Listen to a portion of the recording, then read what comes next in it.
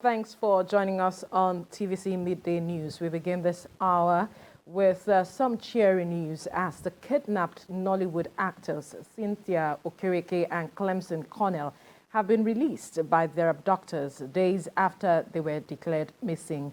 Chairman Actors Guild of Nigeria Enugu Chapter, Brown Ene, confirmed the release in a telephone interview with TVC News. A statement by the AGN Director of Communications, Mona Lisa Chindakoka. The two actors were freed by their abductors unhurt.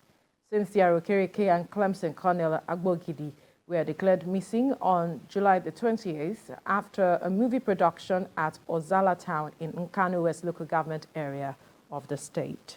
Now, victims of Sunday night's attack, which left 7 members of a family dead in Danda Chugwi village of Jos South Council area in Plateau, are still in a state of confusion, fear and trauma following the invasion. A 5-month-old baby boy who lost both parents and a brother in the attack survived, but had his left arm amputated due to a gunshot wound.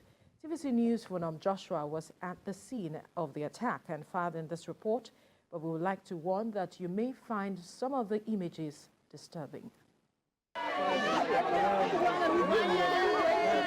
This is the grave where 7 members of the same family who were attacked and killed Sunday night by gunmen suspected to be Hada militiamen were buried. Sunday, the 31st of July 2022 will be a day locals and residents of Danda Chugwi village of Jos South Council area of Plateau State will always remember with horror. Armed bandits had attacked the community, murdering in cold blood 7 members of an extended family.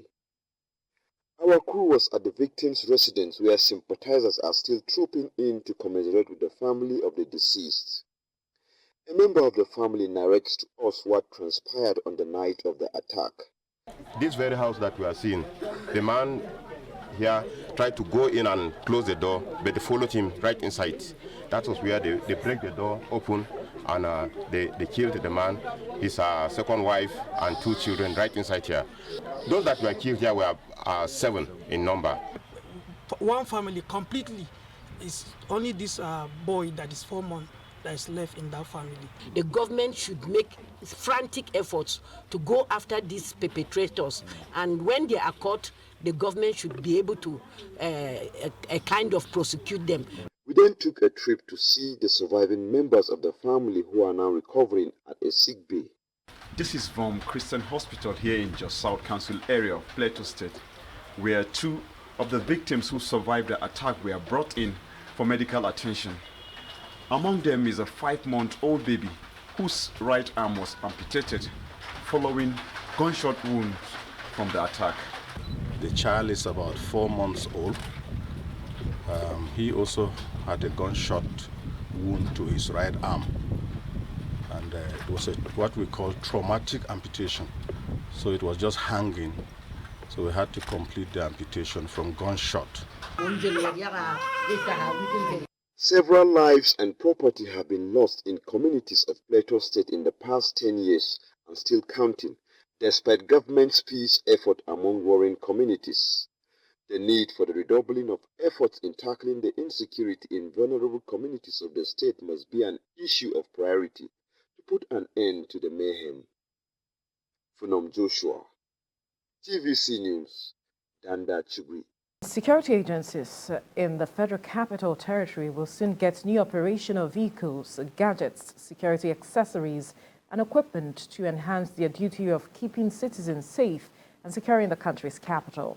Now, this week's Federal Executive Council meeting, chaired by President Muhammadu Buhari, approved these procurements for security agencies and a memo that will make Nigeria the maritime hub of West and Central Africa.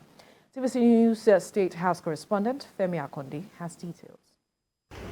The decision of the Federal Executive Council to approve the procurement of operational vehicles, equipment and communication gadgets for security agencies in the FCT will no doubt complement ongoing efforts to repel the advancement of armed groups, terrorists and bandits into the capital city. But the Minister of FCT says this is just part of periodic support to security agencies and insists there is no cause to panic.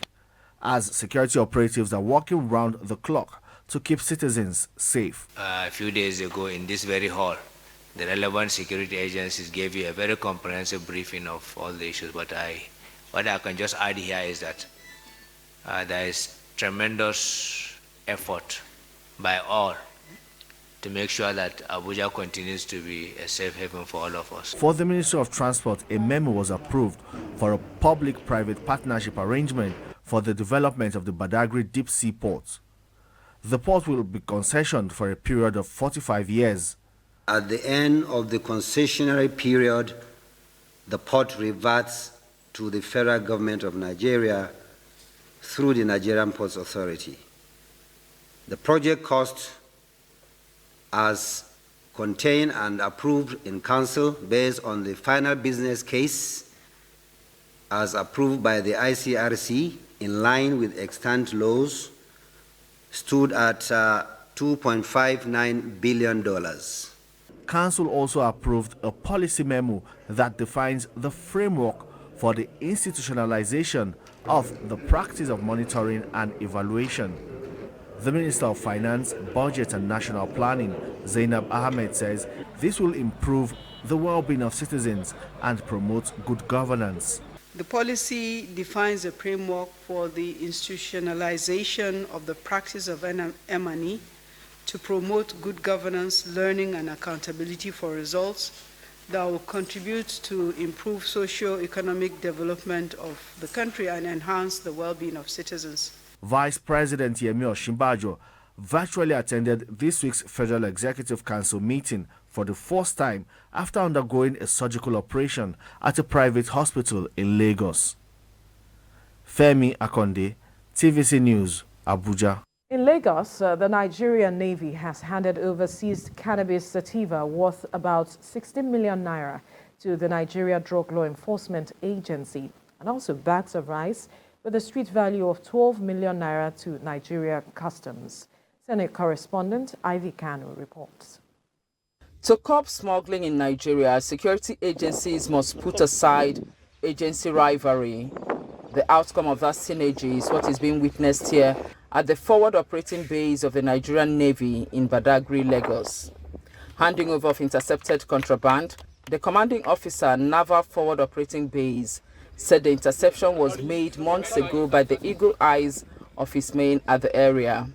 According to him, all efforts to ensure smugglers have a change of heart is not yielding positive results as they keep devising new ways to beat security agents. Our focus is to create conducive atmosphere for the good of the people and for socio-economic activity to thrive within this area and a larger Nigeria. And the only way we can get that is by intelligence network.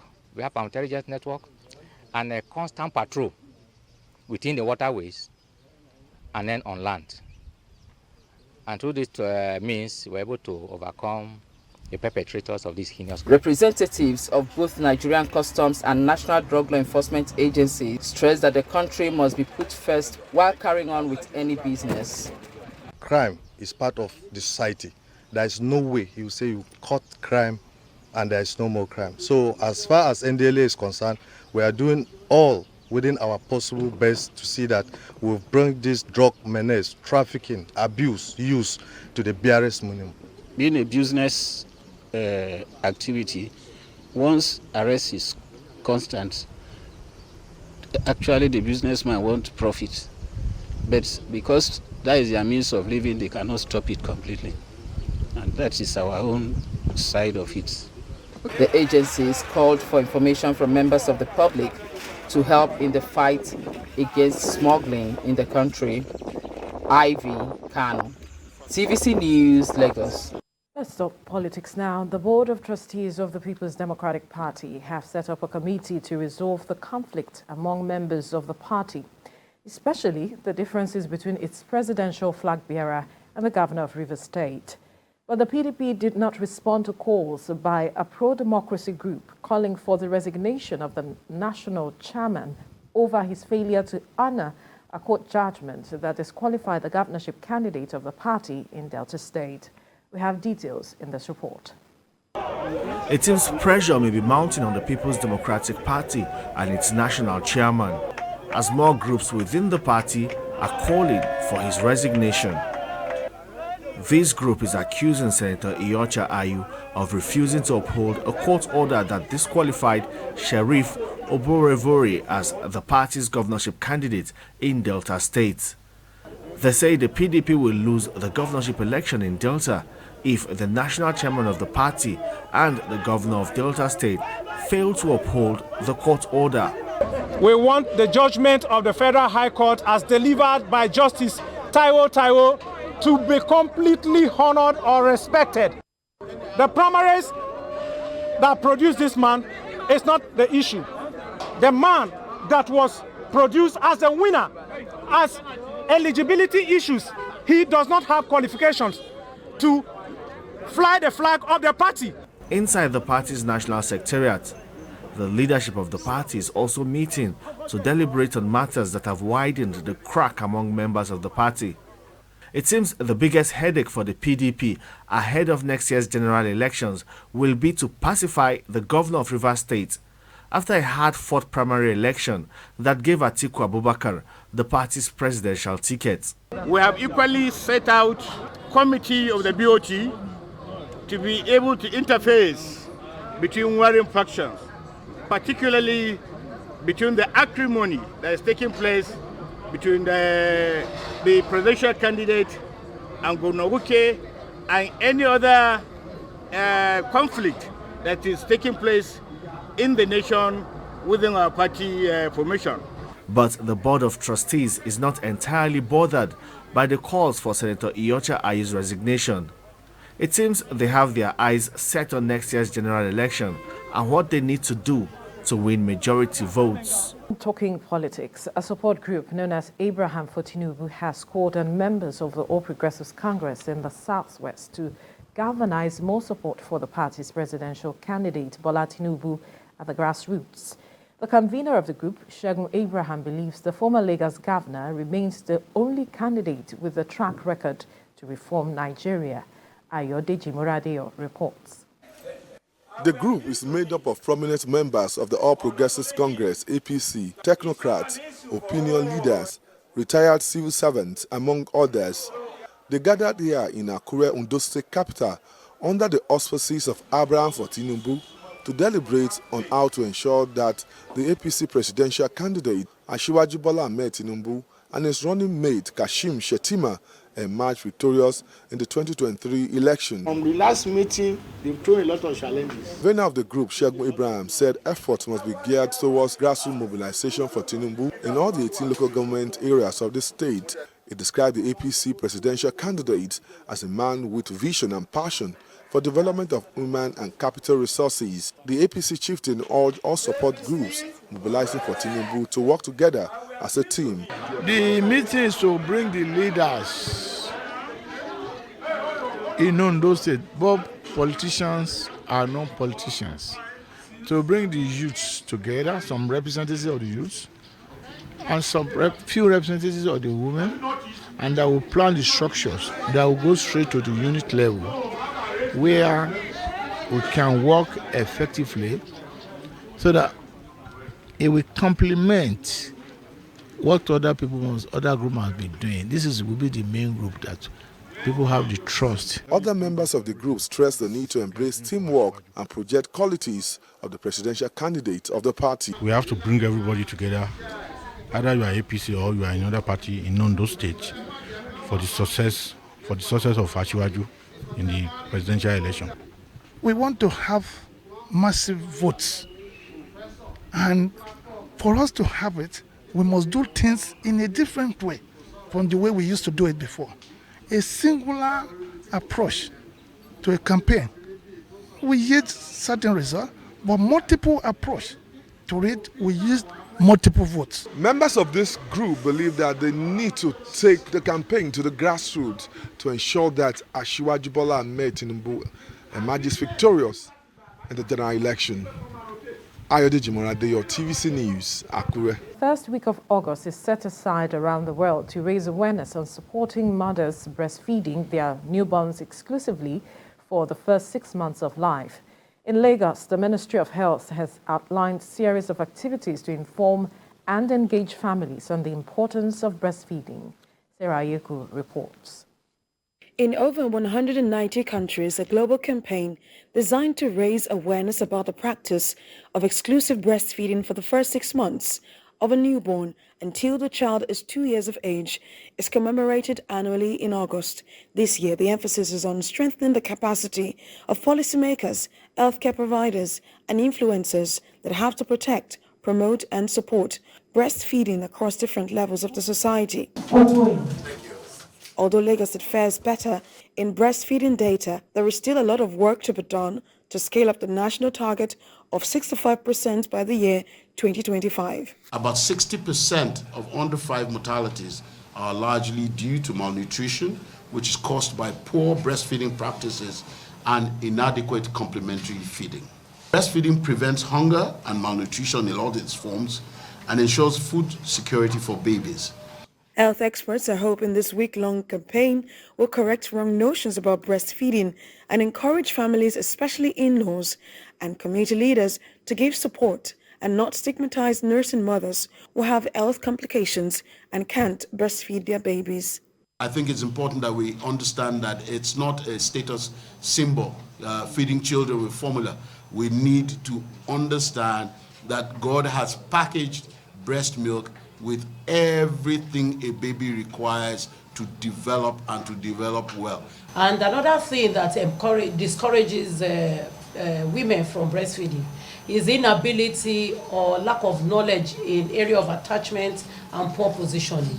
If the baby attaches well, there's no reason why the woman should have things like the common things we see like cracked nipples and pain or abscess. The agency hopes to ensure that breastfeeding information and counseling are easily accessible to caregivers at all healthcare service delivery points. The objectives of the World Breastfeeding Week include inform, engage, anchor breastfeeding as good nutrition for babies, and galvanize action that will win the fight against malnutrition among children under the ages of 0 to 5. The Lagos State government is hoping community leaders and residents in general here in Lagos will actively support nursing mothers to effectively breastfeed their babies. Sarah Ayeku, TVC News, Lagos.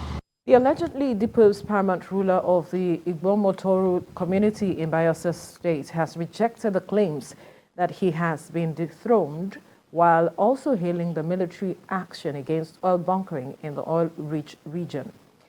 The community head, who has been in hiding since last year, makes this disclosure in an exclusive interview with TVC News from an unknown destination. We have details in this report. The crisis in the Igbomotoru community of southern Ijo took a frightening turn late last year after the paramount ruler of the community went into hiding for fear of his life. Although an acting paramount ruler has since been appointed, it is believed the problem may not be unconnected with pipeline vandalism and illegal oil bunkering thriving in the area.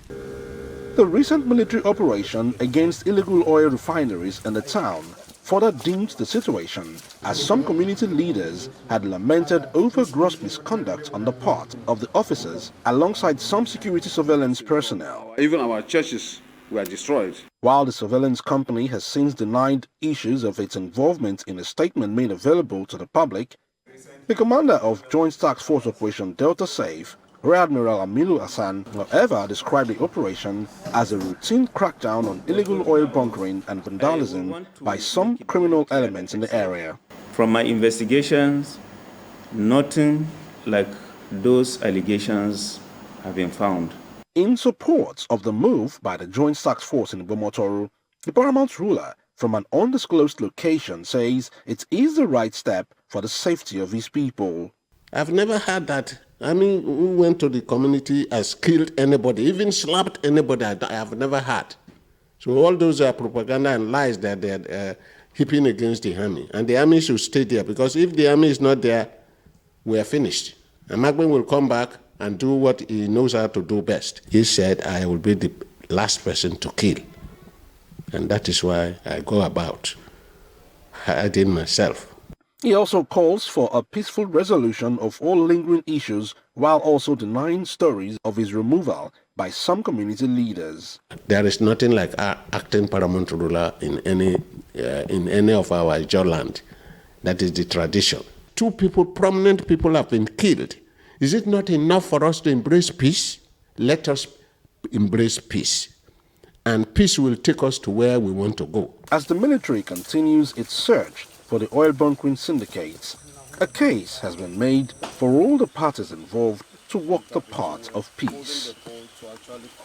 In Lagos, the state government says it is committed to moving towards alternative sources of transport as part of its contribution to reducing carbon emissions, which increase climate change concerns. Esther Omokpariola has details. Lagos state government, in synergy with the private sector, plans to mainstream climate action in the next phase of its developmental agenda. This is in line with the state's efforts in combating climate change crisis. Quality of life, our health. Stakeholders in the energy and transport sector at the Lagos Climate Change Summit proffered sustainable solutions in promoting a green economy, even as the state is pursuing financial mechanisms to support economic growth. Decarbonizing mobility. The first thing we need to do in that regard is expand our mass transit system, where everybody does not feel the need to put their vehicles on the road.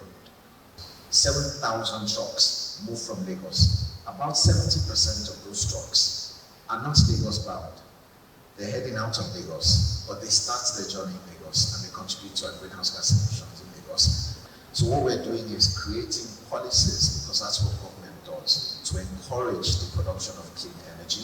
So there's no point converting to electric where you don't have the infrastructure to actually power your electric buses or to maintain the electric buses. So part of the agreement is to look at the infrastructure that is required to ensure that we have a sustainable electric bus system. Other areas of concern at the summit include improving health indices through investment in air quality management. We're talking to manufacturers, we're talking to textile industries, and we're encouraging recycling and reusing and proper disposal of waste. When we don't manage waste properly, it leads to air pollution.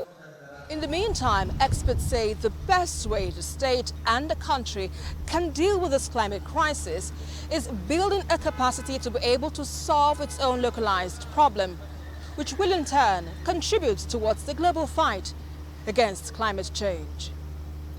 Esther Mokwariola, TVC News, Lagos.